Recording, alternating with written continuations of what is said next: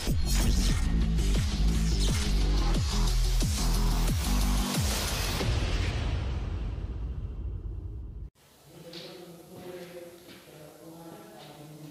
students, now we are going to see our next topic, and it is very interesting in nature. We have always seen any fielder or wicket keeper in our test match or any match that is catching the ball, and if we see the ball is thrown such that it is thrown like this and not like this, म्हणजे जो ball आहे, जो एखादा fielder जो आहे तो फेकतो त्यावेळेस तो पूर्णपणे असा आडवा सहसा फेकत नाही, तर असा उंच फेकतो आणि जेवढ्या दूर त्याला पाठवायचं तेवढ्या उंच त्याला फेकल्या जाते आणि त्यानंतर तो फिल्डरकडून विकेट किपरपर्यंत पोहोचतो. बरोबर आहे की? अशा प्रकारे आपण अनेक उदाहरणं पाहू शकतो. आपण क्रिकेट खेळताना किंवा आपण एखादी गोष्ट दुसरीकडे फेकताना असं वरून फेकतो. ती वरून फेकणारी वस्तू जी आहे ती अशा प्रकारे ट्रॅव्हल करून पाथ फॉलो करून अशी येते. बरोबर आहे की? अशा प्रकारे हवेत असणारी गोष्ट जी आपण फेकल्यानंतर अशा प्रकारचा पाथ फॉलो करून इथपर्यंत येईल, अशा प्रकारच्या गोष्टीला आपण प्रोजेक्टाईल, अशा प्रकारच्या वस्तूला आपण प्रोजेक्टाईल असं म्हणतो. जे प्रोजेक्ट केल्या जाते, म्हणजे जे अशा प्रकारे फेकल्या जाते, जे प्रोजेक्ट केल्या जाते ते प्रोजेक्टाईल. आणि ते प्रोजेक्टाईल जे आहे त्याची मोशन आता आपण स्टडी करणार आहोत. असं समजायचं की फिल्डर इथे उभा आहे ओ या ठिकाणी आणि त्यांनी अशा प्रकारे एक बॉल फेकला आणि तो कीपरपर्यंत अशा प्रकारे येऊन पोहोचला, तर त्याच्यावर मधात कुठे कुठे किती प्रमाणात त्याची व्हेलॉसिटी आणि ॲक्सेलरेशन कशा प्रकारे चेंज होते, होत नाही, किंवा कोणत्या डायरेक्शनने किती प्रमाणात चेंज होते हे आपल्याला पाहायचं आहे. आणि मग त्याच्या इक्वेशन ऑफ मोशनचं आपल्याला डेरिव्हेशन पाहायचं, म्हणजे त्याची इक्वेशन ऑफ मोशन आपल्याला पाहायचं सगळ्यात शेवटी. या ठिकाणी मला असं दिसते की जर एखादा प्रोजेक्टाईल इथून प्रोजेक्ट केला, म्हणजे काय, आपण प्रोजेक्टाईलची डेफिनेशन काय करू शकतो? Any type of object which is in flight, म्हणजे जे हवेत आहे, जे फेकल्या गेलेलं आहे आणि हवेत आहे. Any type of object in flight when it is thrown with some velocity, जेव्हा ते एखाद्या पर्टिक्युलर व्हेलॉसिटीने, समजा यू व्हेलॉसिटीने ते फेकल्या गेलं, सुरुवातीची व्हेलॉसिटी जी होती ती यू होती, and it is called as projectile and its motion is called as projectile motion. त्याची जी मोशन आहे तिला म्हटलं जाते प्रोजेक्टाईल मोशन. अशा प्रकारे सुरुवातीची वेलॉसिटीची या फ्लाईटची किंवा या प्रोजेक्टाईलची अशा प्रकारे यू एवढी आहे, ती या ठिकाणी जर पाहिली तर ती टँजेन्शियल असते त्याच्या अशा कर्व पाथला. प्रत्येक ठिकाणी वेलॉसिटी ही टँजेन्शियल असते, असं आपण या आधीसुद्धा पाहिलेलं आहे. म्हणून मग इथून फेकलेल्या प्रोजेक्टाईलसाठी या पॉईंटवर असणारी वेलॉसिटी ही अशी असेल, त्या वेलॉसिटीला दोन प्रकारे आपण एक्स आणि वाय डायरेक्शननी रिझॉल्व करू शकतो. पाहिला आपण तर आपल्याला असं दिसते की परफेक्टली वाय डायरेक्शननी याची मोशन नाही आहे किंवा परफेक्टली एक्स डायरेक्शननी पण नाही आहे, तर दोन्ही याच्या मधात आहे. म्हणून आपल्याला एक्स आणि वाय दोन्ही कंपोनंट्स त्याच्या मोशनचे पाहायचे आहे. त्याच्या मोशनमध्ये मग डिस्प्लेसमेंट, वेलॉसिटी आणि ॲक्सेलरेशन तिन्ही गोष्टी येतात. या ठिकाणी जर आपण पाहिलं तर ही यू याची वेलॉसिटी आहे, initial velocity you x. You पासून आपण एक्स ॲक्सिसवर आणि वाय ॲक्सिसवर जर आपण परपेंडिक्युलर टाकले तर आपण रिझॉल्युशन ऑफ वेक्टरमध्ये शिकलेलो आहोत. त्याप्रमाणे आपण यूचे रिझॉल्व केलेले दोन कॉम्पोनंट्स इथे पाहतो. एक कॉम्पोनंट यू एक्स आहे, दुसरा यू वाय असा आहे. तर आपण यू एक्स हा कॉम्पोनंट एक्स ॲक्सिसचा कॉम्पोनंट आणि यू वाय हा वाय ॲक्सिसचा कॉम्पोनंट असं म्हणू शकतो. जर प्रोजेक्टाईलने सुरुवातीला केलेला अँगल हा जर थीटा असेल,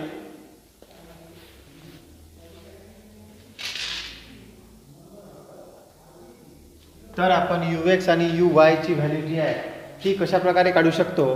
तर यू एक्स आणि यू वायची व्हॅल्यू म्हणजे थीटा अँगलने प्रोजेक्ट केलेला प्रोजेक्टाईल जो आहे त्याची ॲडजेसंट साईड म्हणजे यू एक्स आहे.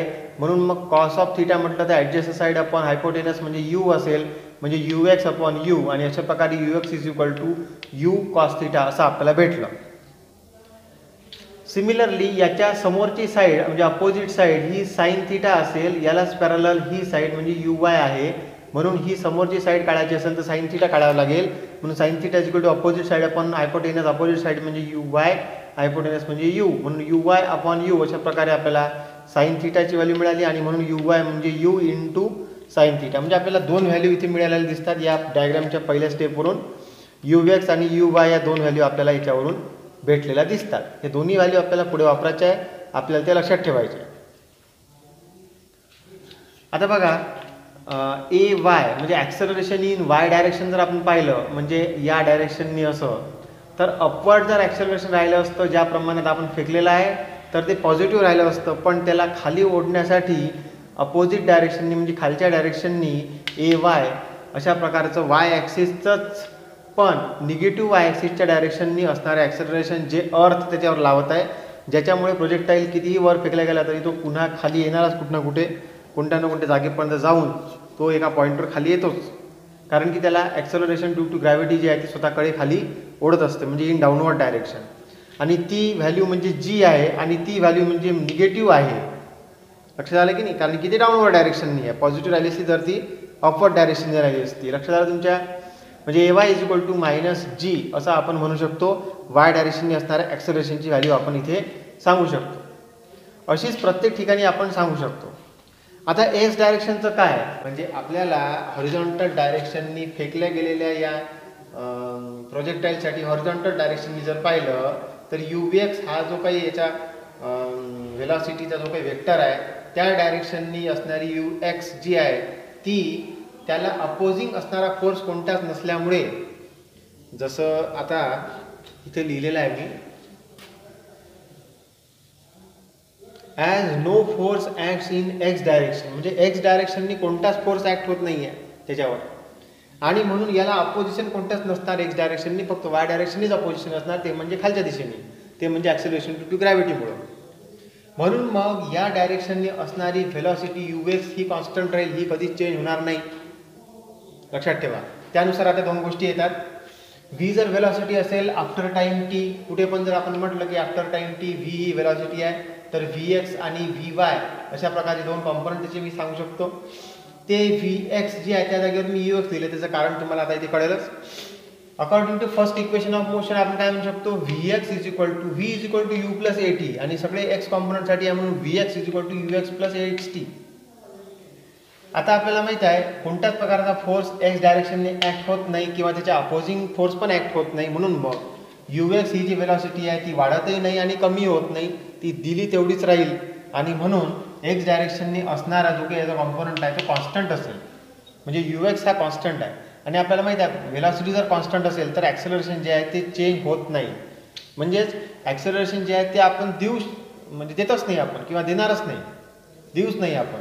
कारण ॲक्सेलरेशन कधी द्यावं लागते? जेव्हा व्हेलॉसिटी वाढवायची असेल, किंवा डी ॲक्सेलरेशन किंवा ब्रेकिंग करतो आपण एखाद्या गाडीला, त्यावेळेस ते डी ॲक्सेलरेशन असते, तेव्हा आपण व्हेलॉसिटी कमी करत असतो. आपण ॲक्सेलरेटर देतो, बरोबर आहे की नाही, गाडीला, त्यावेळेस काय होते? आपण ॲक्सेलरेशन देऊन राहिलो म्हणजे आपण गाडीला पुढे नेत आहोत, जास्त स्पीडने पुढे नेतो. पण आपण काय म्हटलं इथे की X डायरेक्शनला कुठल्याच प्रकारची मोशन नाही, म्हणून UX जे आहे ते कॉन्स्टंट आहे. आणि व्हेलॉसिटी जर कॉन्स्टंट असेल तर ॲक्सेलरेशन 0 असते. कारण ॲक्सेलरेशन म्हणजे change in velocity with respect to time असते. आता चेंज इन व्हेलॉसिटी झालंच नाही विथ रिस्पेक्ट टू टाईम, तर ते काय राहील? 0 राहील. चेंज इन व्हेलॉसिटी 0 आहे. आपण टाईम जर आपण T दिला तर ते काय राहिले? शेवटी 0 राहिलं. म्हणून UX he velocity through out the motion तेवढीच राहील इथपर्यंत येईपर्यंत. फक्त Y डायरेक्शनची जी आहे ती इथे वाढताना दिसून येते, इथपर्यंत अर्ध्यापर्यंत, नंतर कमी होताना दिसून येते. बरोबर आहे की नाही? आता बघा, आणि इथे Y डायरेक्शनची 0 होऊन जाईल आणि फक्त खालच्या डायरेक्शनने व्हेलॉसिटी राहील. बघा, एक वेळ आपण डायग्राम समजून घेऊया परत. इथे असणाऱ्या प्रोजेक्टाईलसाठी इथून वर जाताना त्याची व्हेलॉसिटी जी आहे ती जोपर्यंत आपण फोर्स लावलेला आहे तेवढ्या फोर्सनी तो इथून तर त्याच्या पीक व्हॅल्यूपर्यंत, मॅक्सिमम व्हॅल्यूपर्यंत जाईल, तोपर्यंत याची Y डायरेक्शनने असणारी व्हेलॉसिटी जी आहे ती वाढत आहे. याच्यानंतर याची व्हेलॉसिटी येणारी जी आहे, ज्यावेळेस तो इथून समोर येईल त्यावेळेस त्याची व्हेलॉसिटी हळूहळू वरच्या दिशेची कमी होत जाईल आणि खालच्या दिशेची वाढत जाईल. म्हणून हा खाली येत आहे. या ठिकाणी UY लिहिलेलं दिसतं तुम्हाला, या ठिकाणी UY वर आहे, पण इथं व्हेलॉसिटी रिझल्टंट खाली आहे. इथे वरची व्हेलॉसिटी जास्त आहे, खालची कमी आहे, म्हणून हा वर जात आहे. बरोबर आहे की नाही? मग वरच्या व्हेलॉसिटीमधून खालची व्हेलॉसिटी मायनस केल्यावर रिझल्टंट वरचीच व्हेलॉसिटी मिळते, कारण की वरची जास्त आहे, म्हणून मग तो वर जात आहे, म्हणून आपण याला वरचाच कॉम्पोनंट दाखवतो.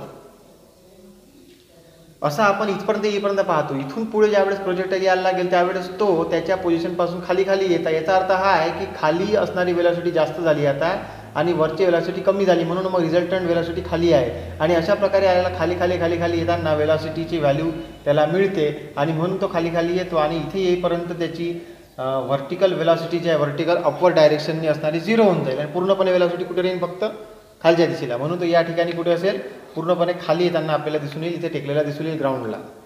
लक्षात आलं की नाही. आता हेच आपण इथे जर अप्लाय केलं तर आपल्याला काय दिसते मग तर Vx = ux प्लस ATच्या जागी Ax म्हणजे 0 होऊन जाईल आणि Ux म्हणजे आपला u cos θ आहे म्हणून मग Vx = ux प्लस 0 म्हणजे Vx = ux आणि ux ची व्हॅल्यू u cos θ. म्हणून मग इक्वेशन नंबर 1 हा झाला. सिमिलरली आपण y डायरेक्शनसाठी जर लिहितो म्हटलं पण आपल्याजवळ ay ची व्हॅल्यू आहे आणि ते म्हणजे -g आहे म्हणून ते जर आपण इथे टाकली तर ते झाली -g. a च्या जागी आपण ay लिहायचा इथं. आता ay लिहिल्यानंतर uy ची व्हॅल्यू uy म्हणजे आपण काढलेला u sin θ तो आपण लिहून टाकू आणि ay ची व्हॅल्यू -g आहे म्हणजे -g × t. अच्छा असा आला equation number 2. Equation number 1 and 2 gives the values of Vx and Vy, that is vertical and horizontal component of velocity v at any instant or at any time t or after time t असं म्हणू आपण. यानंतर आपल्याला displacement पाहायचं आहे. Displacement म्हणजे जसं आपण आता वेलॉसिटीचे वेक्टर्स काढले तशा प्रकारे आपण डिस्प्लेसमेंटचे पण वेक्टर्स काढू शकतो आणि ते आपल्याला दाखवायचे असतील तर then s is equal to or component of s in both the directions, that is sx and sy be the components of s in both direction x and y. Then let s be the displacement, sx xy be its component in x and y direction. Then according to second equation of motion, second equation आपल्याला displacement देते, first equation velocity देते. Second equation of motion म्हणजे s = ut + ½ at². s = आता आपण x डायरेक्शनसाठी पाहतो तर इथे लिहायला लागेल sx ux आणि ax बरोबर आहे. t हा टाइम आहे तो दोन्ही डायरेक्शननी ती स्केलर क्वांटिटी आहे म्हणून आपण त्याला x आणि y डायरेक्शननी नाही हे करत रिझॉल्व नाही करत. तर ax = 0 आहे आपल्याला माहिती आहे कारण की आपल्याला माहिती आहे x डायरेक्शननी काय आहे वेलॉसिटी कॉन्स्टंट असेल कारण की ती बदलत नाही आहे म्हणून मग त्याचं ॲक्सिलरेशन काय आहे 0 आहे. पहिली गोष्ट. दुसरी गोष्ट ux ची व्हॅल्यू आपल्याला माहिती आहे u cos θ ती आपण इथे टाकलेली आहे. ती आपण इथे टाकली इंटू टी म्हटलं ax = 0 असल्यामुळे ही टर्म आपण लिहिणार नाही म्हणजे फक्त भेटला आपल्याला xx = u cos θ × t. Question number 3. Similarly आपण y कॉम्पोनंटसाठी जर म्हटलं तर sy = uy × t plus ½ ay × t². ay म्हणजे -g uy म्हणजे u sin θ जो आपण काढलेला आहे इकडे आपण काढलेला होता तो आपण परत इथे घेतलेला आहे असाच. इथे पण ती व्हॅल्यू घ्यायची आहे. ती घेतल्यावर दिसते sy = u sin θ × t plus किंवा आपण मायनस प्लस मायनस करून टाकू इथे t लिहायचं राहिलं × t -½ gt². Equation number 4. 3 आणि 4 दोन इक्वेशन आपल्याला x आणि y डायरेक्शनचं डिस्प्लेसमेंट देतात. 1 आणि 2 इक्वेशन आपल्याला x आणि y डायरेक्शनची वेलॉसिटी देतात कोणत्याही टाइम t नंतर बरोबर आहे. आता जर अल्फा अशा प्रकारचा अँगल असेल प्रोजेक्टाईलचा ज्यांनी हॉरिझॉन्टल सोबत केलेला असेल जसं आपण इथे थीटा म्हटलं होतं त्याप्रमाणे जर अल्फा जर म्हटलं आपण तर आपल्याला टॅन ऑफ अल्फा आपण रिझॉल्युशन ऑफ वेक्टरमध्ये शिकलेलो आहोत त्याप्रमाणे टॅन अल्फा = Vy/Vx आपल्याला मिळते. कुठेही जर आपण अल्फा अँगल आहे असं जर म्हटलं कुठेही जर आपण अल्फा अँगल आहे असं जर म्हटलं डायग्राममध्ये तर आपल्याला Vy/Vx अशा प्रकारे टॅन अल्फाची व्हॅल्यू मिळते आणि अशा प्रकारे अल्फाची व्हॅल्यू मिळते टॅन इनव्हर्स Vy/Vx. त्यावरून अल्फाच्या व्हॅल्यूवरून आपण काढू शकतो की कोणत्या डायरेक्शननी प्रोजेक्टाईल हा जात आहे हॉरिझॉन्टलची किती अँगल करून तो जात आहे असं आपण काढू शकतो बरोबर आहे की नाही.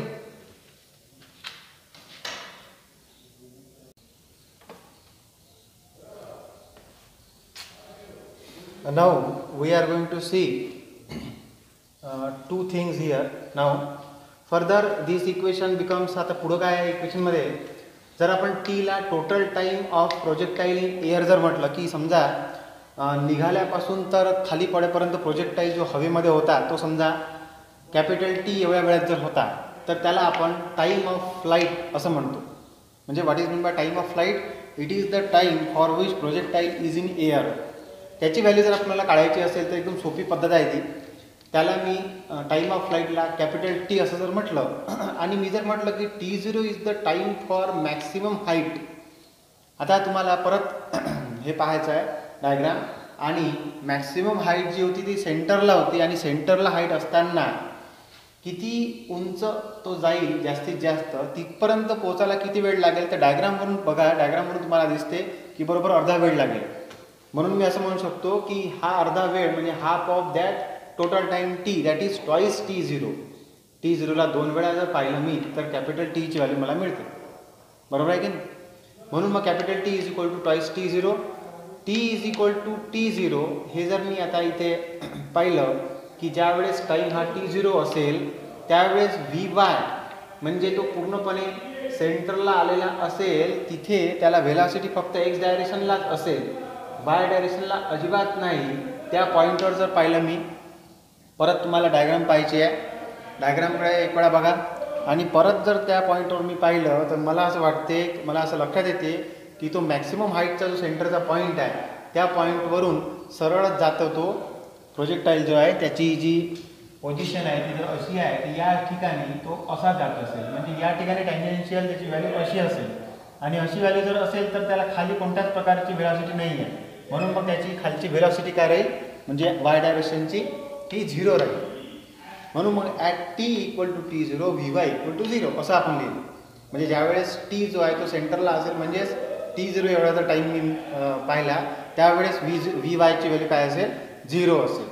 हेच मी आता इक्वेशन नंबर 2 जे होतं ते म्हणजे Vy is equal to you sine theta minus GT याच्यामध्ये जर पुट केलं तर मला काय दिसते 0, Vy इज इक्वल टू 0, त्यानंतर यू साईन थिटा मायनस जी टीच्या जागी T0. बरोबर आहे. हे दोन व्हॅल्यू जर मी पुट केल्या तर आपल्याला एक कंडिशन मिळते, त्यावरून आपल्याला T0ची व्हॅल्यू मिळू शकते. T0 हा इकडे आणला मायनसचा प्लस झाला is equal to you sine theta असच्या असं, म्हणून T0 is equal to you sine theta upon g. इथे मला T0ची व्हॅल्यू मिळाली म्हणजे टाईम फॉर मॅक्सिमम हाईट मला मिळाला, म्हणजे मॅक्सिमम हाईट एवढ्या वेळेनंतर मिळेल आणि म्हणूनच मग ट्वाईस T0 म्हणजे कॅपिटल टी आहे म्हणजे टाईम फॉर फ्लाईट आहे. म्हणून याला मी जर दुप्पट केलं तर मला काय मिळेल total time of the flight, म्हणजे जोपर्यंत हवेमध्ये आहे तोपर्यंत असणारा टोटल टाईम मिळेल. लक्षात आलं? हे एकदम सोपी गोष्ट आहे ही. फक्त ही कंडिशन जी पुट करायची ती काय लक्ष द्यायचं आहे. कंडिशन कोणती आहे at T equal to T0 म्हणजे ज्यावेळेस अर्ध्यात येईल तो, बरोबर आहे ना, ज्यावेळेस तो T0 ह्या टाईमपर्यंत येईल म्हणजे मॅक्सिमम हाईट ज्यावेळेस असेल त्यावेळेस म्हणजे सेंटरपर्यंत आल्यानंतर डायग्राममध्ये बघायचं तुम्हाला ही शॉर्ट डायग्राम काढली मी, तिथे Vy इक्वल टू मला काय दिसते 0 दिसते, म्हणजे त्या ठिकाणी वाय ॲक्सिसला व्हेलॉसिटी अजिबात राहणार नाही. तो इथून टँजेन्शियल म्हणजे याच डायरेक्शनली फक्त असेल म्हणून फक्त UXS आहे, तर व्ही डायरेक्शनला कोणतीच प्रकारची व्हेलॉसिटी नाही, ते क्रॉस मारलेलं आहे. असं जर असेल तर मी काय म्हणू शकतो Vy इक्वल टू 0 त्या ठिकाणी. बस हे कंडिशन पुट करायची, त्याच्यावरून T0 निघतो, त्याच्यावरून आपल्याला कॅपिटल टी पण काढता येतो.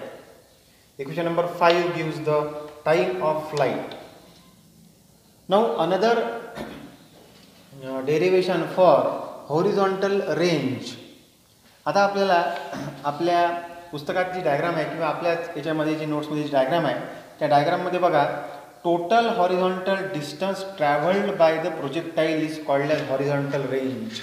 म्हणजे टोटल हॉरिझॉन्टल जेवढं डिस्टन्स ट्रॅव्हल होत आहे ते त्याच्यातलं त्याला आपण हॉरिझॉन्टल रेंज असं म्हणतो. म्हणजे इथून असा जर प्रोजेक्टाईल चालला तर इथून इथपर्यंत जे त्याने डिस्टन्स कव्हर केलं त्याला मी काय म्हणतो कॅपिटल R, आणि इथपर्यंत जे होतं त्याला मी काय म्हटलं T0, स्मॉल T0 म्हटलं. बरोबर आहे की? हा एक्स आहे आणि हा वाय ॲक्सिस, याच्यामधातला हे T0. तर या ठिकाणी इथपर्यंत असेपर्यंत हा T0 टाईम आणि हे टोटल इथून इथपर्यंत जेवढं अंतर त्यांनी पार केलं horizontal distance travelled is called as horizontal range. त्याला आपण हॉरिझॉन्टल रेंज असं म्हणतो. याच्यासाठी जर मग व्हॅल्यू काढायची असेल तर कशी काढावी लागेल? एकदम सोपी गोष्ट आहे बघा. या ठिकाणी Sx is equal to R असेल, कारण की डिस्प्लेसमेंट जे आहे ते टोटल इथून इथपर्यंत हे एक्स डायरेक्शननीच फक्त आपण पाहिलेलं आहे. हॉरिझॉन्टल रेंज जर पाहतो म्हटलं मी तर फक्त एक्स डायरेक्शननी असणारे डिस्प्लेसमेंटच मला विचारात घ्यायचं आणि ते म्हणजे R आहे, म्हणजे हॉरिझॉन्टल रेंज एवढं आहे. असं जर असेल तर Sx is equal to R असं जेव्हा असेल त्यावेळेस टाईम टी हा टोटल इथून इथपर्यंत लागणारा वेळ म्हणजे त्यावेळेस कॅपिटल टी हा वेळ त्याला टोटल लागत आहे, आपण इथे म्हटलेला आहे. म्हणून मग कॅपिटल टी असं म्हणू आपण. मग या दोन्ही कंडिशन्स जर मी Sxमध्ये पुट केल्या म्हणजे इक्वेशन नंबर 3 मध्ये जर पुट केल्या तर मला काय मिळतं equation number 3 Sx is equal to U cos theta into T असं इक्वेशन नंबर 3 आहे.